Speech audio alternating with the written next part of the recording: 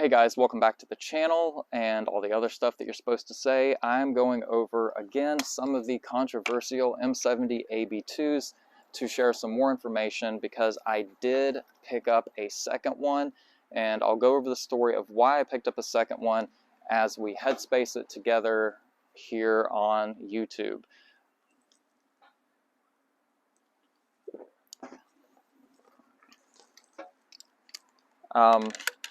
So the story is, by the way, I was invited over to a local shop and was asked to evaluate 35 of these.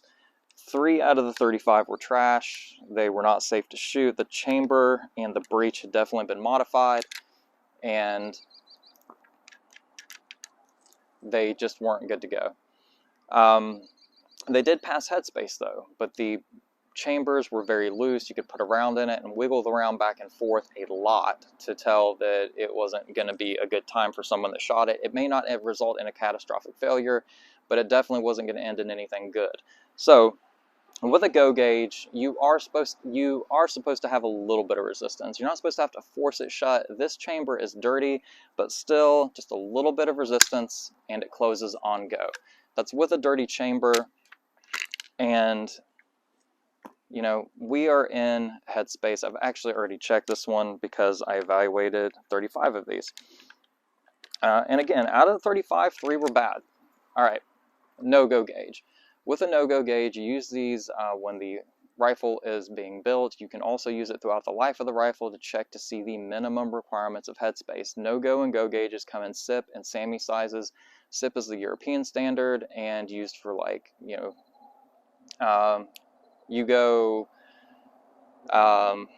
East German, things of that nature, but it is to determine, you know, headspace, you know, when the rifle is being built.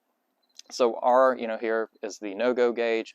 These are climber gauges. I'm putting pressure, but I'm not trying to force it closed. You can force a gun closed with a no-go gauge.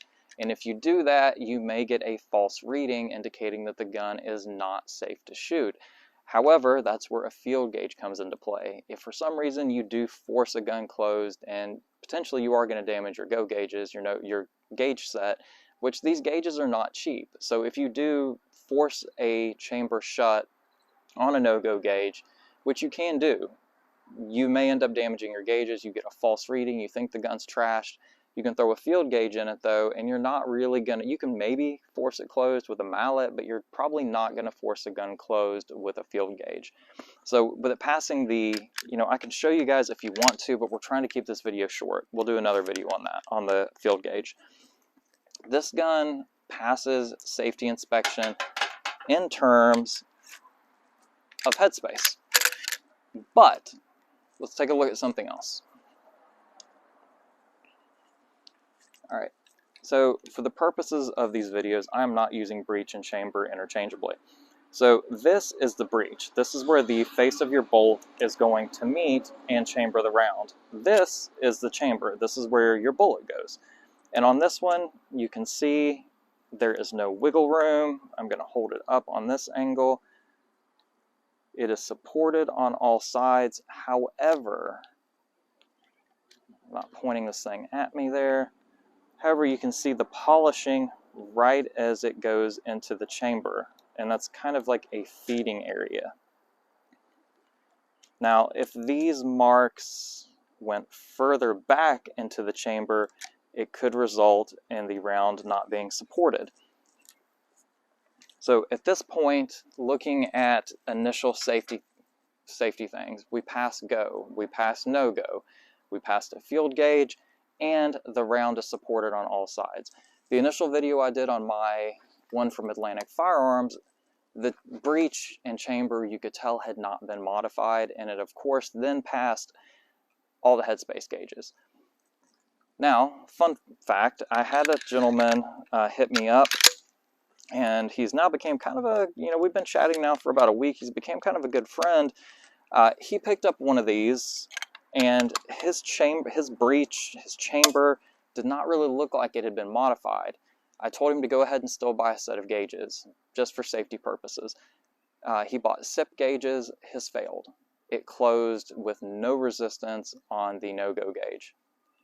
I told him, go ahead and take it to a local shop and get it evaluated. It didn't seem right with not being able to tell any modification to the firearm. However, just due to the recall and the safety issues, I encouraged him to go ahead and send it back if he wasn't going to go ahead and take it to a gunsmith. He went ahead and sent it back, which I think was probably in his best interest. Now, one of the other things I've noticed with these rifles is out of the 35 I evaluated, most of them had this little yellow mark on them. Everyone that had the yellow mark also had the cleaning rod and the detent in the back, and I don't know if this indicates that it was a complete rifle or if this just indicates it's a training rifle. However, ones that were like mine, that were missing the cleaning rod, the detent in the back, did not have the yellow dot. So that is complete conjecture on my part, but I'd like to hear your experiences. Right now at this point, I'm hearing pretty much only back from the people that have had negative experiences with theirs, which is great because I do want to hear that. But I also do want to hear from people that decided to keep theirs, what if they tested it, how they tested it, and how theirs is running. The bore on this one is still really crusty. I have not spent the time to clean this one. You can see my hands are really greasy just from the mild handling that I just did of this one. The bore on this, I still see very strong rifling. The gas port, someone requested pictures of it. I need to put that in the video. The bore on this one, or the gas block on this one, a little bit of corroded, but absolutely no worse than my high round count Arsenals. So this gun, safe to shoot. I actually already have shot this one. It's fine. This gal right here is going to be fine. I have tested one round through it just to see if it would cycle and load another round, and it did, but I only did that after going through all the other testing, and I still did it in a safe manner, wearing iPro, holding the rifle back a little bit, and not putting my face like right up on the dust cover. But nonetheless, that is why I decided to keep this one. And again, I evaluated 35 of these, 3 were trash. This one kind of was on the line to where I told the shop, look, I personally, with the amount of controversy that's surrounding these right now, there's a good chance you send this out to a customer, they're going to be upset, they're going to want to send it back. I probably wouldn't. Here are the pictures, ask the customer if they still want it. Customer did not, so I was like, you know what, I'll take it. And due to the work that I did for the shop, I was able to pick one of these up a lot cheaper than even what they already were. And again, these are sub $600 contractor guns. I didn't expect an Arsenal level performance or condition out of these. I wanted salt. If you follow me on Instagram, you know that I am a surplus and Leo trading collector, huge history cat, and so I wanted some history, I wanted some salt. I didn't want chamber or breech issues. And picking this one up, if I wasn't able to get it for a little bit of a deal, I probably wouldn't have, but since I did, now we got to figure out what configuration is it going to be in. I don't know yet. I don't know if I'm going to go like tactical. I'm not very tactical. I do, however, I'm not tactical, but just to end this video, I do have a very tactical bag that I'm using for this one.